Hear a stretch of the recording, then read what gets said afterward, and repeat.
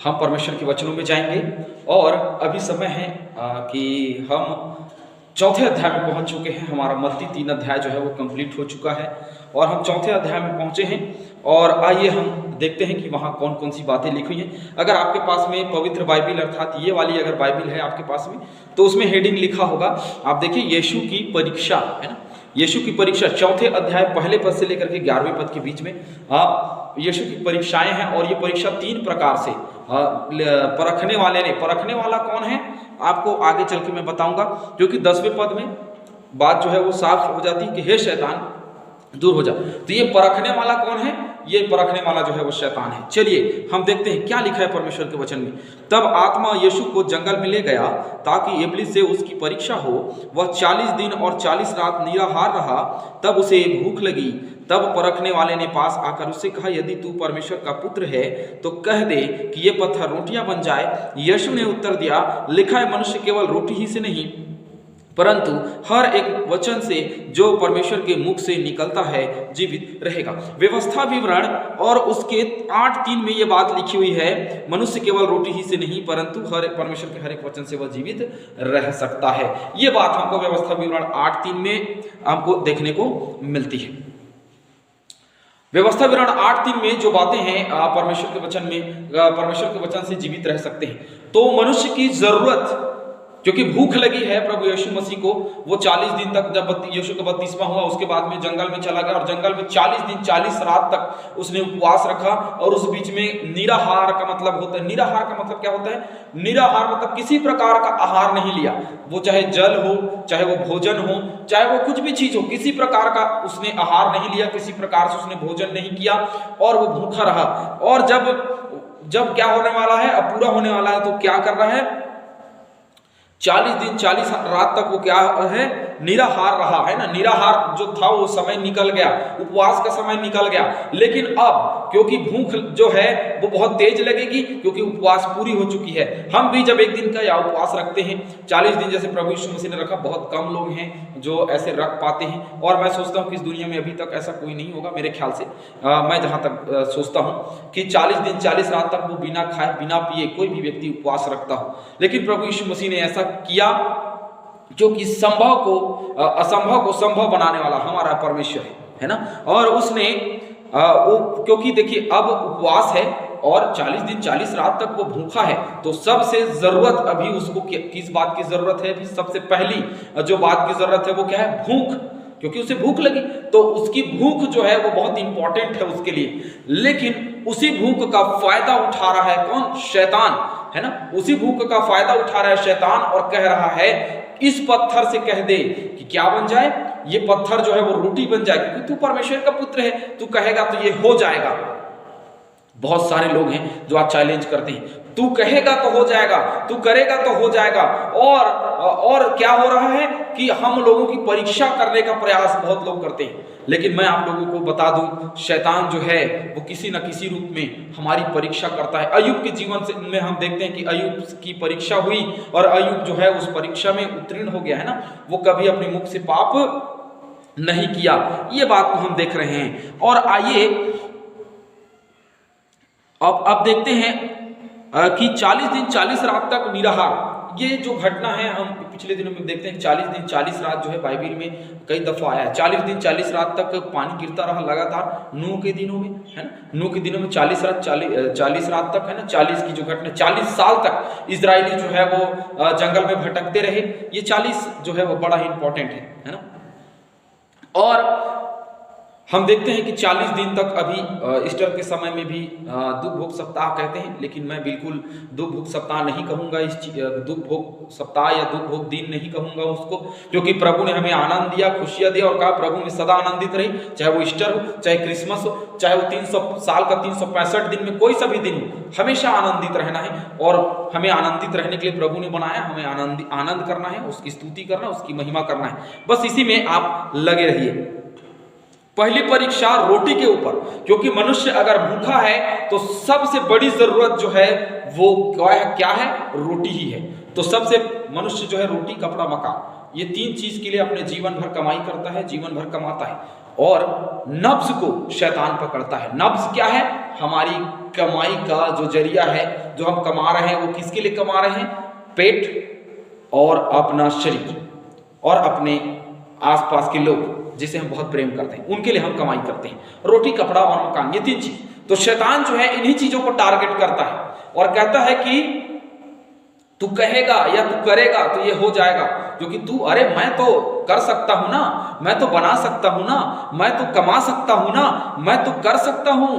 और इसी में लोग जो है वो क्या करते हैं? घमंड कर लेते हैं। जैसे भजन संहिता में लिखा है, क्या लिखा है कि नाश होने से पहले घमंड आता है ना। मैं कर सकता हूं, मैंने किया है और मैं ही कर रहा हूं और कोई नहीं है मेरे साथ में करने के लिए, मैं अकेला ही हूं। और ऐसे लोग करते हैं, है ना। और सबसे बड़ी जरूरत जो है वो आज यही है कि मनुष्य जो है वो रोटी, मकान, कपड़ा के पीछे में भाग रहा है और उसकी जीवन उसी में व्यतीत हो रही है। लेकिन प्रभु यीशु मसीह ने इसके लिए उत्तर दिया।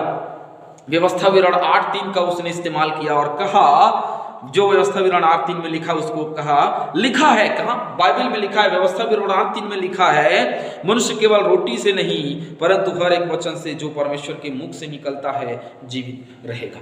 क्या परमेश्वर हमें कह देगा कि अगर तू भूखा है तेरा पेट भर जाएगा? तो क्या हमारा पेट न भरेगा? इलिया जो भूखा करेत नाले के पास में था और देख रहे हैं उसके आसपास में कुछ नहीं था, वो कुछ खरीद के भी नहीं खा सकता था, कुछ बना के भी नहीं खा सकता था, क्योंकि कुछ लेकर के नहीं आया है, करेत नाला में जाकर के छुपा हुआ है। और देखते हैं कि कौवा अपने चोंच में दबाए हुए रोटी और मांस का टुकड़ा लेकर के आता है और एलिया को खिलाता है। तो कौवे ने किसको रोटी खिलाई? एलिया को रोटी खिलाई, क्योंकि परमेश्वर ने उसे कहा कि तू एलिया के लिए रोटी लेकर के जा और उसके लिए मांस लेकर के जा और उत्तम से उत्तम भोजन कराया।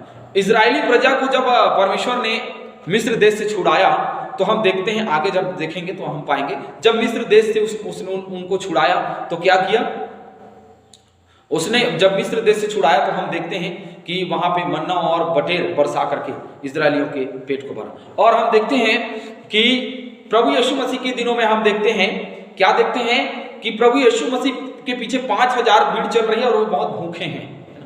2 रोटी और 5 मछली की घटना सबको याद तो होगी। 2 रोटी और 5 मछली को क्या कर दिया?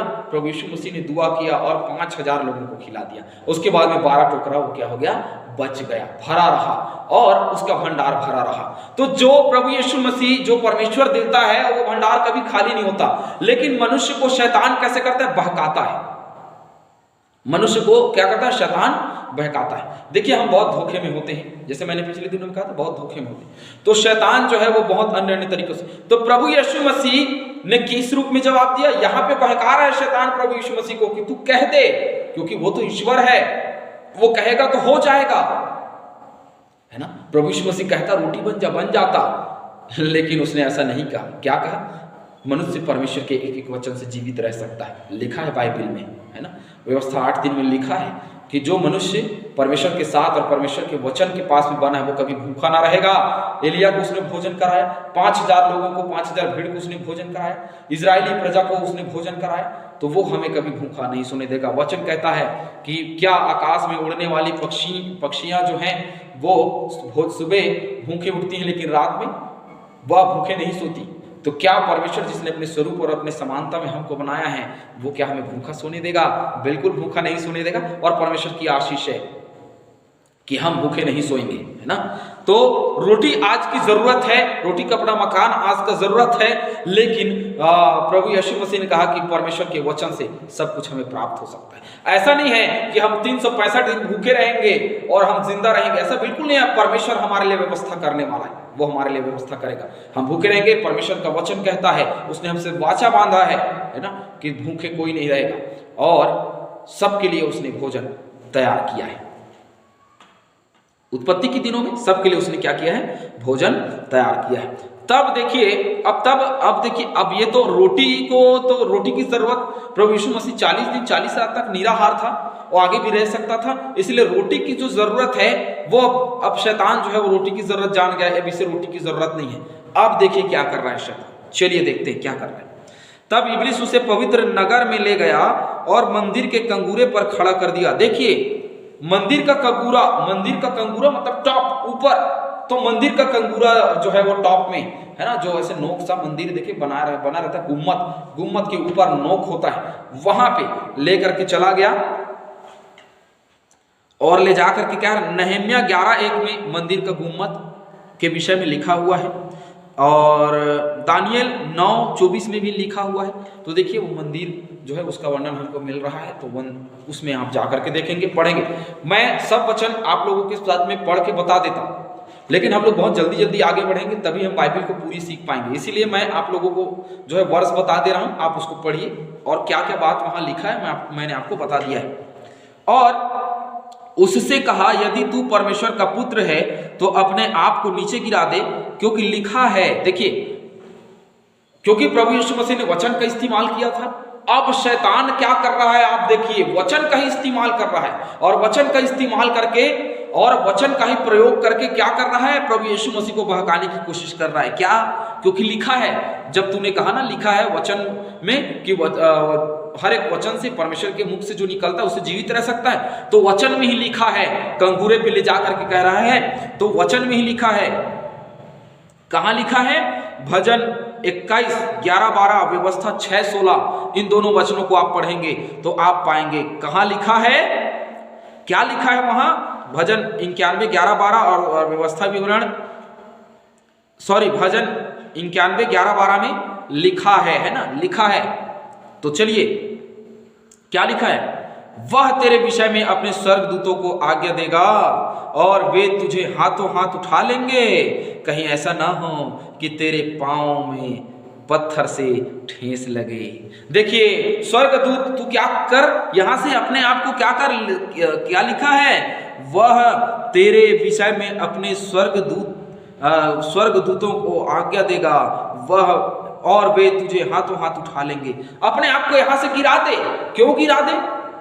क्योंकि वचन में तो लिखा है, क्योंकि वचन में लिखा है मेरे प्रियो कि जब तू गिरेगा तो परमेश्वर का स्वर्गदूत जो है वो क्या करेगा, तेरे पांव में ठेस ना लगे, इसीलिए क्या करेगा, तुझे हाथों हाथ उठा लेगा, तुझे गिरने नहीं देगा और तेरे पांव में ठोकर नहीं लगने देगा। ये लिखा है। शैतान जो है वो हमारे पास में परमेश्वर के वचन का भी प्रयोग करता है और वचन से भी हमें शैतान की ओर ले जाने का प्रयास करता है।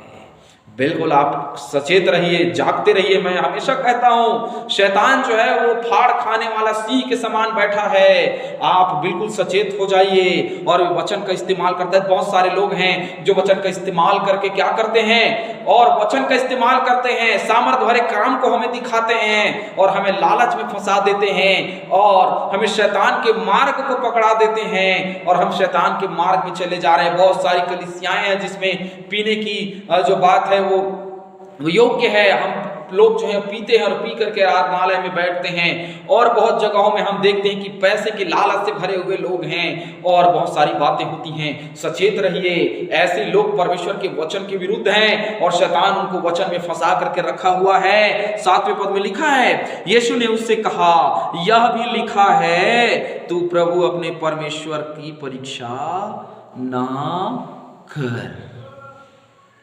चलिए ठीक है, मैंने मान लिया। व्यवस्था विवरण 6:16 में यह बात लिखा हुआ है कि तू अपने परमेश्वर की परीक्षा ना कर। कहां लिखा? व्यवस्था 6:16, आप पढ़ लेंगे। व्यवस्था 6:16 में लिखा हुआ है, तू प्रभु अपने परमेश्वर की परीक्षा ना कर, क्योंकि हम इस योग्य नहीं है कि हम अपने परमेश्वर की परीक्षा करें। अगर मैं कंगूरे में से अपने आप को गिरा दे रहा हूं तो इसका मतलब यह है कि हम अपने परमेश्वर की परीक्षा कर रहे हैं, लेकिन बिल्कुल नहीं। अगर परीक्षा हमारे ऊपर है तो हमें सहजता से सहना है और सहजता से बिल्कुल शांत होकर के, बिल्कुल नम्रता और दीनता के साथ में शांत हो जाइए, स्थिर हो जाइए, चुपचाप रहिए, धीरज धरे रहिए, धीरज बांधे रहिए, क्योंकि अंत में हमारे लिए बड़ा प्रतिफल हमारे लिए आशा के रूप में रखी हुई है और वो हमारी आशा है कि एक दिन वो प्रतिफल हमें मिलेगा, क्योंकि प्रभु यीशु मसीह ने कहा, मैं तुम्हारे लिए जगह तैयार करने जाता हूं। तो ये जो परीक्षा है ये वो परीक्षा है कि अपने आप को गिरा दे। तो वचन में ही लिखा है तेरे वचन के अनुसार स्वर्गदूत तुझे बचा लेंगे। लेकिन क्या कह रहा है, अगर मैं अपने आप को गिरा देता हूं यहां से तो मैं अपने परमेश्वर की क्या कर रहा हूं, परीक्षा कर रहा हूं। तो बिल्कुल हमें अपने परमेश्वर की परीक्षा नहीं। क्या कहते कई लोग, प्रार्थना करिए ना, बीमार है तो प्रार्थना करिए ना। क्यों प्रार्थना करना है आपको? अरे प्रार्थना करिए, तुम बीमार हो परमेश्वर तुम्हें चंगा करेगा। अरे तुम्हारा पैर नहीं है, पैर टूट गया है तो प्रार्थना करो, परमेश्वर तुम्हें चंगा करेगा। और ऐसा बिल्कुल आप नहीं करेंगे। अगर हमारा पैर टूट गया तो हमें डॉक्टर की आवश्यकता है, हमें जाना है, हॉस्पिटल जाना है, प्लास्टर लगाना है। परमेश्वर हमें आशीष देता है, परमेश्वर हमें चंगाई देता है। इसका मतलब ये नहीं है कि हम क्या करें, उसकी परीक्षा करें। हम परमेश्वर की परीक्षा नहीं कर सकते, हम इस योग्य नहीं है मेरे प्रियो कि हम परमेश्वर की परीक्षा करें। आइए 8वें पद में क्या लिखा है पढ़ते हैं। 2 परीक्षा, पहली परीक्षा रोटी और दूसरी परीक्षा परमेश्वर के वचन को ही इस्तेमाल करके कि कल लिखा है तो यहां से गिरा दे। अब तीसरी परीक्षा देखते हैं। फिर इब्लीस उसे एक बहुत ऊंचे पहाड़ पर ले गया और सारे जगत के राज्य और वैभव दिखाकर। देखिए सारे जगत का राज्य वैभव का है जो दुनिया में हम देखते हैं, जिसको हम पाने का प्रयास करते हैं, गाड़ी बंगला सुंदर परिवार और ये वो सब उसने दिखाया और दिखा करके उससे कह रहा है। क्या कह रहा है चलिए देखिए। उसने उससे कहा यदि तू गिर कर मुझे प्रणाम करे तो मैं यह सब कुछ तुझे दे दूंगा। क्योंकि ये सारा संसार, देखिए शैतान जो है वो ऊपर से नीचे गिराया गया, ऊपर से नीचे गिराया गया। लेकिन उस समय तो पृथ्वी बनी नहीं थी, क्योंकि उस समय तो मनुष्य नहीं बनाया गया था और उस समय तो सृष्टि नहीं की गई थी। तो ऊपर से उसको नीचे गिराया गया था। पर वो नीचे कहां गिरा? स्वर्ग से, स्वर्ग स्थान से, क्योंकि स्वर्ग स्थान सबसे ऊंचा है, उससे नीचे कुछ भी हो उसे गिरा दिया गया और गिरा करके उसे वहीं छोड़ दिया गया। तो वो नीचे है ना। और ये कह रहा है अब नीचे क्या बनाया गया? नीचे पृथ्वी को बनाया गया। स्वर्ग से नीचे पृथ्वी और आकाश की सृष्टि की गई, उसको बनाया गया। तो शैतान वहां उपस्थित हुआ, क्योंकि शैतान हर जगह जा सकता है स्वर्ग को छोड़ करके, क्योंकि नीचे गिराया गया तो स्वर्ग को छोड़ करके कहीं भी जा सकता है। तो पृथ्वी में शुरू से आदम और हवा जब बनाया गया तब से शैतान जो है वो पृथ्वी पे था और पृथ्वी पे रहता रहा। और अब प्रभु यीशु मसीह के सामने वो आया हुआ है। और क्या कह रहा है शैतान? यदि तू गिर कर मुझे प्रणाम करे तो मैं तुझे ये जो सारा जो दिख रहा है तेरे सामने वो तुझे क्या कर दूंगा? दे दूंगा। बहुत सारे लोग हैं जो ऐसी शैतान के बातों में आ जाते हैं और अपने आप को मिटा लेते हैं, अपने जीवन को मिटा लेते हैं और मसीह यीशु को छोड़ देते हैं। और बहुत सारी बातों में हम देखते हैं कि लालच में आ जाते हैं। आप अपने चर्च को छोड़ दीजिए, अपने कलीसिया को छोड़ दीजिए, क्योंकि ये है वो है। और शैतान हमें अपने लालच में ले आता है और लालच में ला करके क्या करता है? तू मुझे गिर कर प्रणाम कर। जब भी हम संसार में गिरते हैं, जब भी हम पाप में गिरते हैं, जब भी हम अपराध में गिरते हैं, आप समझ लीजिए कि हम शैतान को प्रणाम कर रहे हैं। हमें कहीं ना कहीं से वो झुकाने का प्रयास करता है। जिस दिन हम झुक गए उसी दिन हमारी हार हो जाती है। लेकिन प्रभु यीशु मसीह नहीं झुका। आगे देखते हैं। तब यीशु ने उससे कहा, हे शैतान दूर हो जा, क्योंकि लिखा है तू प्रभु अपने परमेश्वर को प्रणाम कर और केवल उसी की उपासना कर। यह भी लिखा है। तो कहां लिखा है? पहला इतिहास 21:1, अय्यूब 1:6-9 और प्रकाशित वाक्य 9, व्यवस्था विवरण 6:13। सबसे मेन जो बात है जो वहां लिखी हुई है कि तू अपने परमेश्वर को ही प्रणाम कर और उसी की उपासना कर, ये लिखा है व्यवस्था विवरण 6:13 में, है ना। तो इसको आप पढ़ लेंगे। तो व्यवस्था विवरण 6:13 में जो बात लिखी हुई है उसको प्रभु यीशु मसीह ने इस्तेमाल किया और कहा तू प्रभु अपने परमेश्वर को प्रणाम कर और केवल उसी की ही उपासना कर। तो सारे राज्य वैभव में मत फंस जाइए और परमेश्वर के वचन को याद कीजिए। वहां क्या लिखा है कि तू अपने परमेश्वर के अलावा किसी और को प्रणाम मत कर, तू मत झुक। क्यों मत झुक? क्योंकि परमेश्वर ने तुझे सर्वश्रेष्ठ बनाया है, शैतान से भी ऊपर है, स्वर्गदूतों से भी ऊपर है। और प्रभु परमेश्वर ने अपने से थोड़ा ही कम बनाया। भजन संहिता, और भजन संहिता में हमने पढ़ा था पिछले दिनों में, तो भजन संहिता में ये बात लिखी हुई है कि परमेश्वर ने थोड़ा कम बनाया। हमने उत्पत्ति की पुस्तक में देखा था, मनुष्य को परमेश्वर ने थोड़ा कम बनाया। और थोड़ा कितना कम बनाया? परमेश्वर से। तो उसके नीचे में सब लोग हैं, हमारे नीचे में सब लोग हैं, है ना। हमें घमंड नहीं करना है कि हमारे नीचे में सब लोग हैं, लेकिन जो जिम्मेदारी हमको दी है उसको निभाना है। 3 परीक्षाएं प्रभु यीशु मसीह की होती हुई दिखाई दे रही। एक रोटी के लिए, दूसरी जो बात है परमेश्वर के वचन में लिखा है, इसीलिए परमेश्वर के वचन को इस्तेमाल करके परीक्षा लेने का प्रयास करता है शैतान। तीसरी जो बात है पूरे दुनिया को दिखाता है और दिखा करके कहता है ये सब तेरा है और तू क्या कर, गलत कार्य कर। ये धन है, ये दौलत है, कोई प्रभु के पीछे भाग रहा है। ये धन दौलत, आज बहुत सारे पासवान हैं जो इन धन दौलत के चक्करों में आ गए। मैं एक पासवान को जानता हूं जो अपनी सेवकाई छोड़ करके, कहीं सेवा को छोड़ करके कहीं जॉब में चला गया।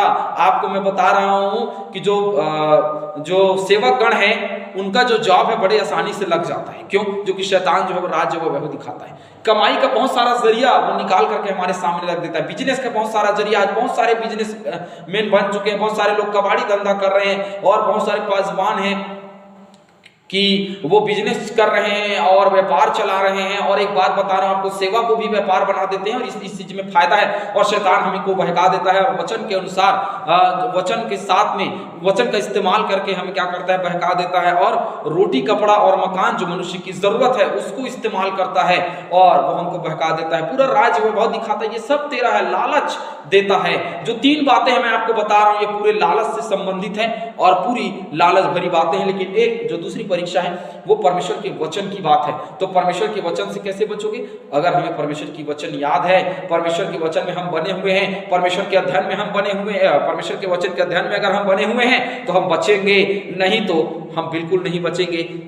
11वें पद में, क्योंकि अभी तक प्रभु यीशु मसीह वचन का इस्तेमाल करता रहा, तब 11वें पद में उसका नतीजा क्या हुआ मैं आपको बताता हूं।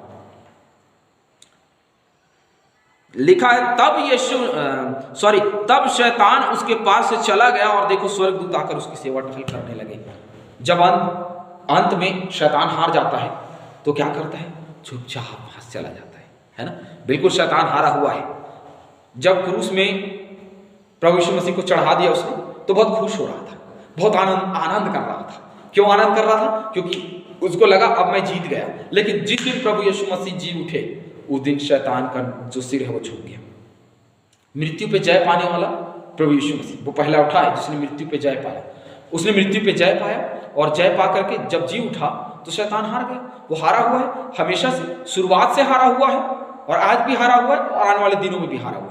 आदम और हवा के दिनों में उसको लगा कि वो जीत गया, लेकिन बिल्कुल ऐसा नहीं हुआ। क्योंकि आगे चल करके हम देखते हैं कि आदम ने अपने वंशज को आगे बढ़ाया और जो कैन और हाबिल के दिनों में देखते हैं कि उनको शिक्षा मिली थी कि परमेश्वर की बातों को माने और वो उस बातों को माना। आगे उनके बच्चे लोग उसके बाद में और परमेश्वर के साथ में बने रहे और शैतान जो है हमेशा हारता चला गया। हारता दानियल के दिनों में दानियल ने शैतान की चालों को हरा दिया। आज हमारे पास में भी समय है कि हम शैतान की चालों को हरा दें और तब हम हरा सकते हैं जब परमेश्वर के वचन हम बांध लेंगे और परमेश्वर के वचन रूपी हथियार हमारे पास में होगी जो 2 धारी तलवार से क्या है, चोखा है। वो हथियार हमारे जीवन में बंधी होनी चाहिए। दिन भर हर समय हम तैयार रहें और कहें कि परमेश्वर के वचन में लालच भरी बातें अब लालच भरी बातें जो हैं वो क्या हो, परमेश्वर के वचन में गलत लिखा है और मैं पूरी सृष्टि को छोड़ दूंगा लेकिन प्रभु अपने परमेश्वर को नहीं त्यागूंगा। तब हम परीक्षा में उत्तीर्ण हो सकते हैं। क्योंकि हर एक के जीवन में परीक्षा होती है, चाहे वो परमेश्वर के लोग हों चाहे वो ना हो, हमारे जीवन में परीक्षा आएंगी और उस परीक्षा में हमें क्या होना है, खरा उतरना है, तभी हम परमेश्वर के लोग हैं। आप सभी को जय मसीह की। और यीशु की परीक्षा हुई क्योंकि वो तो यीशु मसीह है, हम तो मनुष्य हैं और यीशु मसीह की जब परीक्षा हुई तो हम मनुष्य मात्र हैं और वो हमें क्यों छोड़ेगा, है ना। अब शैतान हमारी भी परीक्षा करता है, बहुत बातों में परीक्षा करता है, कमी और घटी दे देता है। कई बार ऐसा होता है कि त्योहार के समय में कमी और घटी दे देता है।